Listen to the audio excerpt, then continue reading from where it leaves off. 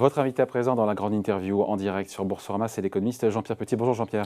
Bonjour David. Bon, vous écoutiez ce qu'on racontait juste avant là sur le plan européen sur Oui, j'étais assez d'accord d'ailleurs. Pour sortir de cette dépendance au gaz russe de 110 milliards d'euros sur 5 ans. On a étudié ça aussi au Cahier Vert et finalement on a beau aller racler les fonds de tiroir en Azerbaïdjan, en Algérie, etc. On ne peut pas se passer du gaz russe à brève échéance. Non, on ne peut pas. La Commission européenne nous dit le contraire, en tout cas avec son plan. Moi, j'y crois pas. Moi, je pense que... Et puis, est-ce que fera la Russie aussi? Est-ce que d'elle-même, elle ne cherchera pas à devancer Alors, c'est là où je contesterais un peu ce que disait votre interlocuteur, parce que c'est pas facile d'exporter du gaz. Il y a 2 gazoducs en Sibérie qui vont vers la Chine, mais à mon avis, ça suffit pas. Enfin, je veux dire, ce qu'ils perdront en recettes de l'Union européenne, ils ne le regagneront pas sur la Chine, en admettant d'ailleurs que la Chine soit d'accord, et a fortiori sur l'Inde. Donc ça, pour vous, Vladimir Poutine ne coupera pas le robinet du gaz aux Européens? Je ne pense pas.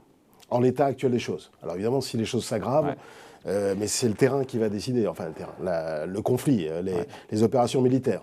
Bon, on a un pétrole à 110 $. On a des bourses qui continuent de dévisser entre moins 15 et moins 25 un peu partout dans le monde. Une inflation à 8% à peu près en gros entre les États-Unis et l'Europe à l'an d'après. Un dollar au plus haut depuis 20 ans face aux principales devises. Et un taux à 10 ans sur le marché américain un petit peu en dessous de 3%. Qu'est-ce qui est bien pricé? Qu'est-ce qui est mal pricé par les marchés? Est-ce que tout ça est cohérent? Il y a des trucs qui ne collent pas c'est stable. Sur les 2 premières variables que vous avez signalées, c'est assez stable. Hein. Le pétrole à 110 $, c'est à peu près le niveau qu'on a depuis la mi-mars, à peu près. Et effectivement, ça price assez bien ce qui se passe aujourd'hui. Ce qui m'embête un petit peu, c'est un peu élevé. 110 $ si je tiens compte de la baisse de la demande chinoise. Et en tenant compte de l'accélération du schiste américain, normalement, ça devrait être un peu plus bas. Mais il y a probablement des opérations spéculatives derrière qui le maintiennent à peu près à 110 $. Peut-être qu'il y a l'embargo en cours, enfin qui n'est pas décidé par les Européens sur le pétrole russe aussi, oui, alors ça, qui est déjà un peu pricé par... Oui, il est un peu pricé. Oui, il est un petit peu pricé. Et lui, il est relativement probable, à quelques exceptions près. La Hongrie, la Slovaquie, peut-être la Bulgarie. Donc voilà. Mais 110, c'est un petit peu élevé. Mais enfin, admettons, à quelques dollars près, on va pas se battre là-dessus. Sur les taux longs, ils ne montent plus trop. Maintenant, depuis 3 à 4 semaines, on se promène à peu près au niveau que vous venez de signaler, c'est-à-dire entre 2,90 et 3,05, 3,10 à peu près. Donc ils n'augmentent plus. Pourquoi ? Parce que le resserrement monétaire futur est déjà bien intégré dans les taux futurs de la Fed. Le taux terminal anticipé pour l'année prochaine est à 3,20 à peu près. C'est quand même beaucoup, sachant qu'on part de zéro. Le quantitative tightening, c'est-à-dire la baisse du bilan, est bien intégré quand on regarde les enquêtes de Bloomberg. Donc là, la Fed a bien communiqué. Les anticipations d'inflation, les surprises d'inflation commencent un petit peu à plafonner sur les derniers chiffres. Les surprises, c'est-à-dire la différence entre ce que les économistes prévoyaient et la réalité, ça commence un petit peu à plafonner, donc ça ne fait plus monter trop les taux d'intérêt. Et puis l'appétit pour le risque est quand même assez bas aujourd'hui. Et donc, quand l'appétit pour le risque est bas, il y a des flux qui vont vers les obligues. Qui quittent les actions pour aller sur les obligations. Et donc, les taux ne montent plus ou se stabilisent. Alors, tout est cohérent sur toutes les grandes variables macro aujourd'hui. À peu près, oui. À peu près. Le dollar, alors, vous avez signalé le dollar. Le dollar est une devise défensive, par définition. Et en plus, c'est l'une des banques centrales qui resserre le plus. Quelques exceptions près, comme la Banque de Norvège, la Banque d'Angleterre, mais enfin, dans le monde... Donc c'est cohérent, que conjoncturellement, on a un dollar fort. Et structurellement, structurellement, non, par rapport c'est discutable pour le coup. À l'aversion au risque, qui a très nettement progressé au cours des derniers mois, notamment après le démarrage du conflit armé le 24 février. Donc, après, si on regarde les déficits jumeaux américains, commerciaux, extérieurs, on s'en fiche. Ça joue pas. Là, ça joue pas. Quand il y a une guerre... Ah oui, quand il y a une guerre, ça joue pas. Mais fondamentalement, il y a comme ça... mais même dans les phases... d'aversion au risque, même qui sont liées à une cause initiale en provenance des États-Unis, le dollar monte. Voilà, ça c'est une loi, si je puis dire, historique des marchés. Alors là, en plus, il y a une guerre, et pas une petite guerre, il y a une guerre qui concerne quand même la 3e puissance militaire de la planète, puissance nucléaire et membre permanent du Conseil de sécurité de l'ONU quand même. C'est pas un événement anecdotique, là, ce qui s'est produit depuis 3 mois. Et rien ne s'arrange là-dessus. Je ne sais pas si ça fait partie de vos questions, mais si. Rien ne s'arrange. Moi, juste après le démarrage, le 24 février, j'avais dit qu'il y avait 3 variables clés pour la confiance et pour les marchés. Premièrement, la durée du conflit. Évidemment, si ça se terminait en une semaine... On est parti sur un conflit long, manifestement. Voilà. Et donc, on a déjà 3 mois et on n'a aucune porte de sortie à horizon prévisible. Voilà. La deuxième chose, l'intensité du conflit. Ça s'aggrave aussi un petit peu. Qu'est-ce que veut dire ça ? C'est-à-dire l'aggravation du conflit. C'est-à-dire, par exemple, il y a des incidents suspects en en Moldavie, par exemple. Il y a également les différentes mesures prises par Moscou pour limiter les exportations de gaz vers la Pologne, la Bulgarie. Récemment, pour couper l'électricité dirigée vers la Finlande. Et puis du côté occidental, il faut quand même bien reconnaître que les exportations d'armements lourds par les États-Unis et même un peu par l'Europe se sont considérables. Et il y a des discours d'ailleurs très offensifs en Occident.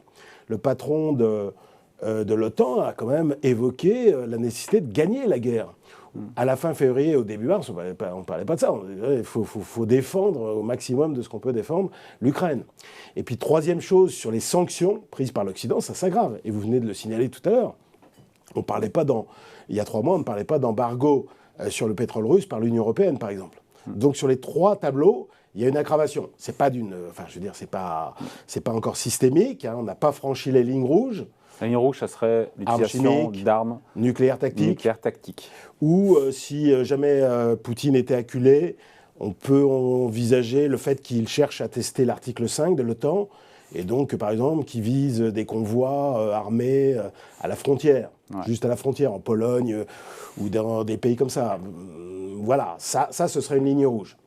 Mais pour l'instant, on n'en est pas là. Donc, moi, ce qui plombe le plus les marchés, c'est un cumul de trucs, évidemment, mais il y a évidemment cette guerre en Ukraine, mais il y a aussi l'inflation. Il y a l'incertitude. Et tout ça est lié en plus. Oui, parce que ça concerne quand même 2 pays producteurs majeurs de matières premières, et pas seulement d'énergie, également de métaux industriels et agricoles. Et d'ailleurs, sur l'agriculture, il y a un vrai sujet. Par exemple sur l'Ukraine, il y a environ, on n'a pas les données les plus récentes, mais sur les données d'avril, on a quand même environ 30% des terres d'Ukraine, sur le blé, le maïs, le tournesol, qui n'ont pas pu être ensemencées. Et sur le plan des capacités d'export, alors là, elles se retournent encore plus. C'est pas dans les prix aujourd'hui, c'est pas dans les cours. Si, mais je veux dire, il n'y a pas de, là aussi, de perspective d'amélioration. Comment fait-on pour exporter d'Ukraine ? Historiquement, on le faisait toujours essentiellement par la mer Noire. Là, on ne peut pas. Donc, il va falloir trouver des moyens d'acheminement des exportations de céréales ukrainiennes par la voie ferrée. Et c'est pas facile. Bref, tout ça vous explique le fait que les matières premières agricoles vont rester sous pression. C'est toutes les matières premières, encore une fois, agricoles, les métaux, l'énergie, tout ça va rester. Et même les engrais, les fertiliseurs, etc. augmentent parce que la Russie et l'Ukraine sont très en pointe là-dessus. On n'est pas au pic sur les matières premières au global. Alors sur l'énergie, sur le pétrole. Alors le pétrole, parce qu'il y a aussi le gaz, le charbon, etc. Sur le pétrole, je pense qu'on est proche du pic, sauf s'il y avait aggravation. En revanche, pour le gaz naturel, en plus c'est des marchés régionaux le gaz naturel, puisqu'il ne s'exporte pas aussi facilement à cause des coûts de transport. Disons que le gaz naturel en Europe, à mon avis, sera plus haut au mois d'octobre-novembre, quand l'hiver va revenir. Et en ce qui concerne le charbon, ça va à peu près. Mais il n'y a pas que l'énergie. Le problème, il y a les métaux industriels qui là ont baissé, mais à cause de la demande chinoise qui se casse la figure. Et je pense que ça repartira, tout ce qui est aluminium, nickel, voilà. Et ça repartira parce que la Chine va rouvrir petit à petit. La Chine va rebondir. Voilà.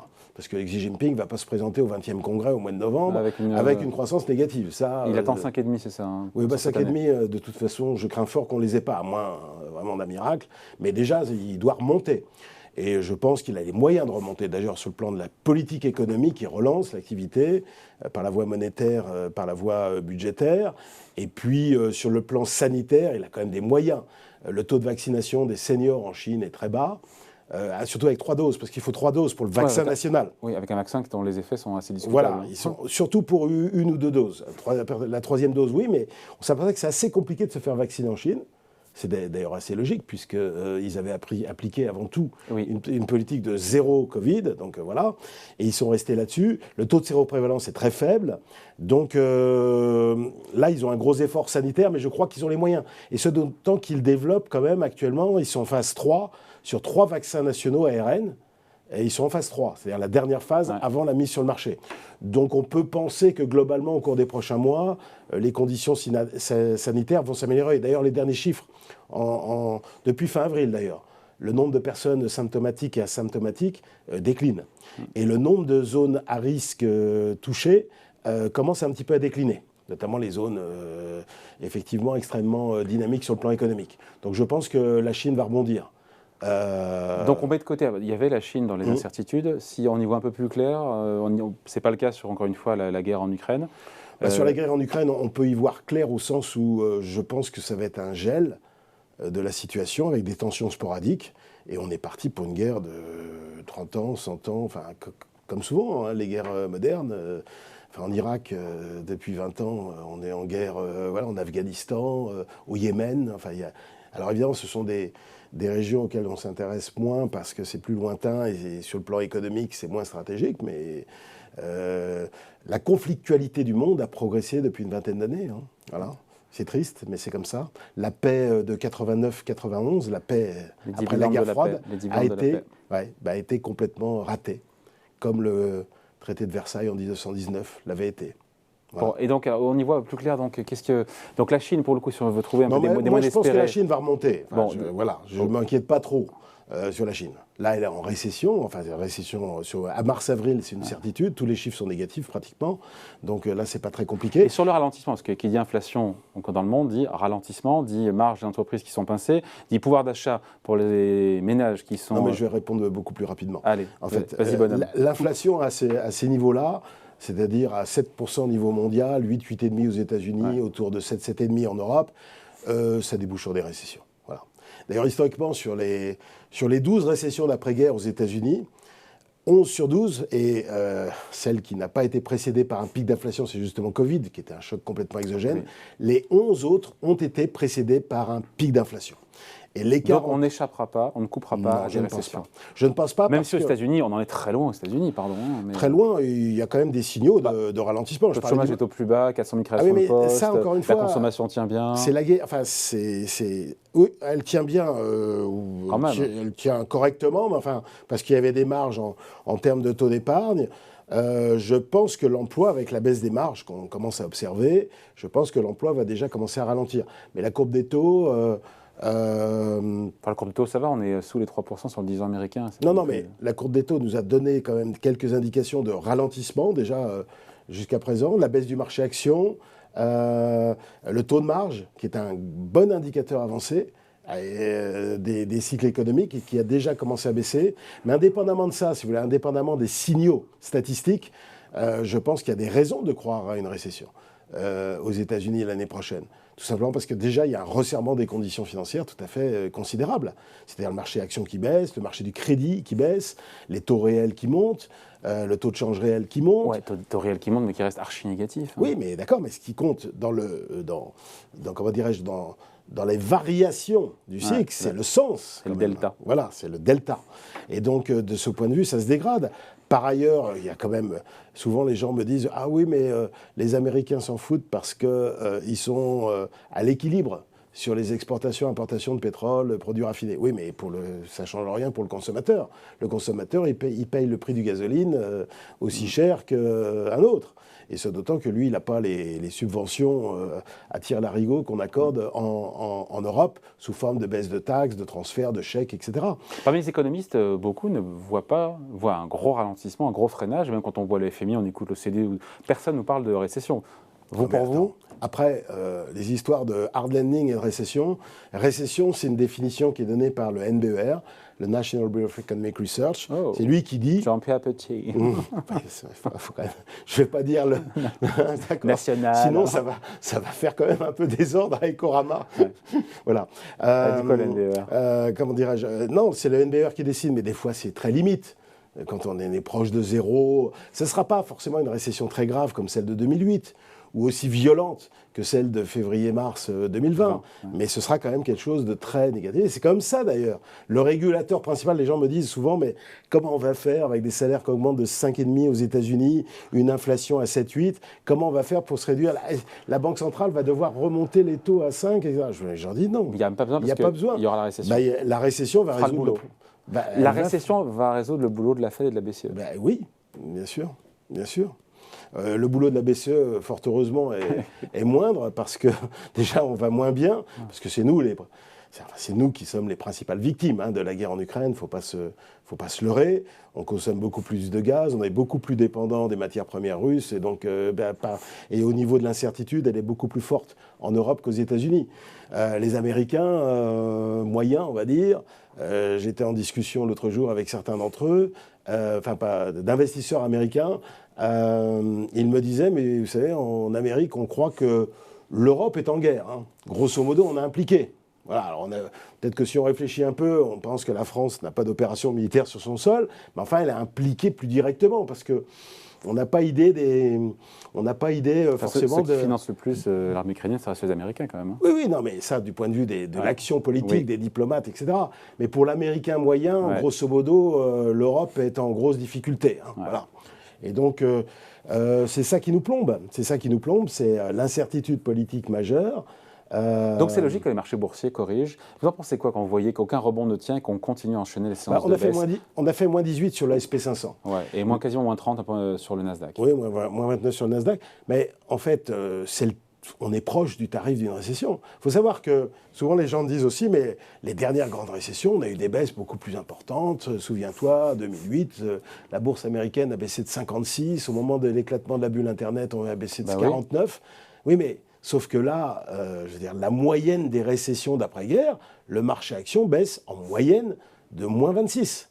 Donc là, on a baissé de moins 18. Bon, admettons qu'on aille à moins 25, moins 27, moins 28, on moins 30. On a fait les 2 tiers du chemin déjà. On a fait une grande partie du chemin. C'est ça la réalité. Parce que les marchés ont déjà intégré quand même...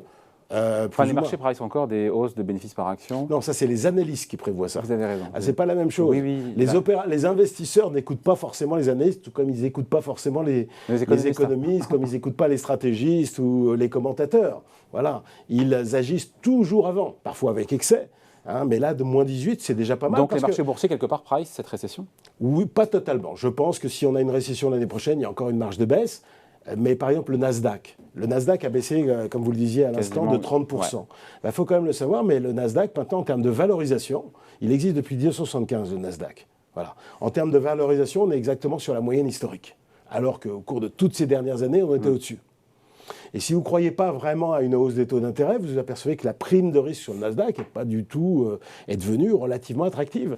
C'est pour ça que je conseille aux gens non pas de revenir massivement sur le Nasdaq, parce qu'il y a quand même un certain nombre de boîtes qui sont en difficulté, au-delà d'Amazon. Mais par contre, je leur dis de regarder des dossiers, parce qu'il y a quand même pas mal de boîtes du Nasdaq qui sont quand même assez sous-valorisées. Vous pensez à qui ? Non, c'est des petites boîtes qui sont... Enfin, des boîtes qui sont... Non, je ne pense pas aux grosses. Ah oui. Je ne pensais pas aux GAFAM, etc. Ni aux FANG, en ajoutant... Entre appels Amazon, ça baisse de 20 à 40% depuis le... Oui, et puis il y a Netflix encore plus. Mais non, je pense à des plus petites boîtes qui ne sont pas trop connues en Europe, qui sont assez sous-valorisées. C'est assez marrant pour des valeurs dites de croissance. Les valeurs de croissance, dans la tech... on a une survalorisation. Là, ce n'est pas le cas. Ce qui veut dire que pour les stock pickers de la tech américaine, il y a probablement d'ores et déjà aujourd'hui des opérations relativement intéressantes. Pas en masse, mais disons qu'il faut commencer un petit peu à revenir là-dessus. Donc, si je synthétise tout ce qu'on s'est dit là, comment on résume sur les marchés boursiers, vous écoutez, le point bas n'a pas encore été atteint. Parce qu'il reste encore, si on va vers la récession et si on se réfère au passé... À court terme, il peut rebondir parce que nos indicateurs d'appétit pour l'huile de court terme sont très bas. C'est ceux qu'on utilise au cahier vert. Les fonds très actifs sur les marchés actions américains ont été très short au cours des dernières semaines. C'est-à-dire qu'ils ont vendu. Leur positionnement est devenu relativement défensif. Donc je pense que s'il y a des opportunités, elles reviendront. La prime de risque, quand même, est au-dessus de la moyenne parce que les taux d'intérêt à 3, avec des PE qui baissent, ça devient intéressant. Les taux réels restent quand même relativement attractifs. Les valos absolus ont un peu baissé. Je pense qu'il y a un terrain, si les choses ne s'aggravent pas par ailleurs, c'est-à-dire au niveau géopolitique, au niveau macro, au niveau des résultats des boîtes, si ça ne s'aggrave pas trop ailleurs, il y a matière à envisager un rebond. Après, si je me Même s'il y a récession. Non, mais la récession, elle n'aura pas lieu maintenant. Je pense que la récession aura... Parce que, historiquement, entre les pics d'inflation et les pics de cycle, il y a 7 à 8 mois d'écart. Sauf que là, il ne faut pas l'oublier, sur le cycle américain, on est en dynamique post-Omicron. C'est-à-dire qu'il y a une reprise des services, notamment des loisirs touristes. C'est pour ça que les salaires dans ces secteurs-là explosent à plus de 10%. Donc là, on est en dynamique post-Omicron. En plus, les bilans des entreprises sont relativement bons. Ceux des ménages ne sont pas trop mauvais. Donc ça permet à l'économie américaine de résister. Après, avec l'accumulation des problèmes, inflation, incertitude géopolitique, resserrement des conditions financières, demande mondiale qui ne va pas être terrible, donc tout ça, ça augure plutôt d'une chance d'une récession. Mais alors, récession ou hard landing, j'ai envie de dire que c'est pas... Et c'est plutôt 2023, à vous écouter. C'est plutôt, à mon avis, c'est plutôt 2023. Et le marché action, il ne faut pas être trop en avance, hein. Le marché action, historiquement, le pic du marché action avant la récession, c'est 5 mois, en moyenne. Voilà. Là, si on croit à une récession d'ici, on va dire environ un an, on peut continuer à revenir au moins ponctuellement sur le marché action et ensuite, évidemment, d'alléger ses positions. Voilà, merci de passer nous voir. Il faut qu'il vienne plus souvent. Jean-Pierre Petit, donc le président des Cahiers Verts de l'économie, invité de la grande interview en direct sur Boursorama. Merci Jean-Pierre. Salut. À bientôt.